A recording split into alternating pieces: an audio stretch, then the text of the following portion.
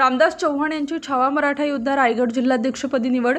सामाजिक क्षेत्रामध्ये सतत अग्रेसर असलेली छावा मराठा योद्धा संघटना संपूर्ण महाराष्ट्रामध्ये कार्यरत आहे।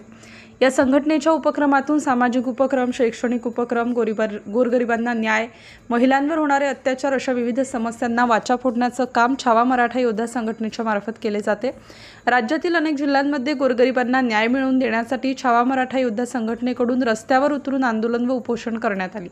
अशा या संघटनेचे राज्यामध्ये सामाजिक क्षेत्रात नावलौकिक आहे।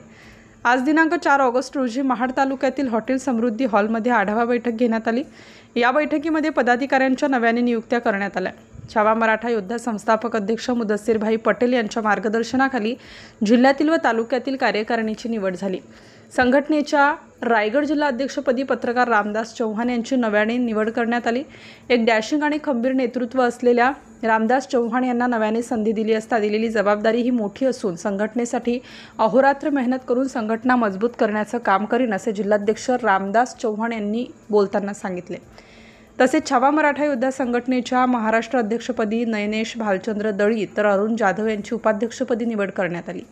या संघटनेच्या माध्यमातून महिलांना देखील प्राधान्य देण्यात आले।